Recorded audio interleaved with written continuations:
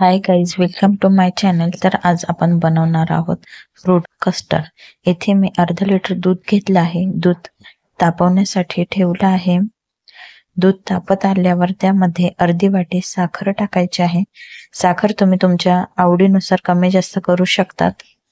त्यानंतर स्पूनने व्यवस्थित हलवून घ्यायचे आहे. साखर पूर्ण दुधामध्ये वितळली आहे.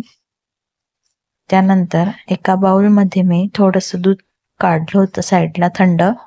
त्यामध्ये आता आपण 2 चमचे कस्टर्ड पावडर टाकायचे आहे. ही कस्टर्ड पावडर व्हॅनिला फ्लेवरची आहे. कस्टर्ड पावडर दुधामध्ये पूर्ण मिक्स करून घ्यायची आहे. आता हे आपण दुधामध्ये मिक्स करणार आहोत. दुधामध्ये टाकायची आहे आणि हे पण मिक्स करून घ्यायचं आहे. हे आपल्याला चमच्याने हलवतच राहायचे आहे. यामध्ये जास्त साय आणायची नाहीये. एक उकळी आली की गॅस बंद करायचा आहे. एकच उकळी आणायची आहे. एक उकळी आल्यानंतर गॅस बंद केला आहे आणि हे मी असंच फॅन खाली थंड करून घेतलं आहे. थंड झाल्यावर एका बाउलमध्ये आपल्याला काढून घ्यायचे आहे.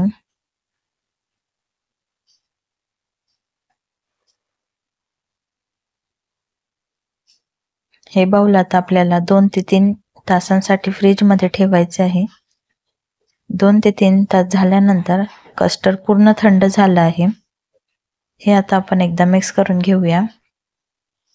यामध्ये मी एक सफरचंद घेतला आहे. त्याची साल काढून बारीक पीस करून घेतले आहे. थोडेसे डाळिंब टाकायचे आहे. फळ तुम्ही तुमच्या आवडीनुसार टाकू शकतात. याच्यात तुम्ही आंबा, चिकू, द्राक्ष असे तुमच्या आवडीनुसार फळं टाकायचे आहे. ते मिक्स करून झाल्यानंतर आपला फ्रूट कस्टर्ड तयार झाला आहे. हे तुम्ही एकदा नक्की बनवून बघा. जर तुम्हाला माझा व्हिडिओ आवडला तर लाईक, शेअर अँड सबस्क्राईब करा. बेल आयकॉनलाही दाबायला विसरू नका, म्हणजे माझ्या व्हिडिओची नोटिफिकेशन तुम्हाला मिळेल.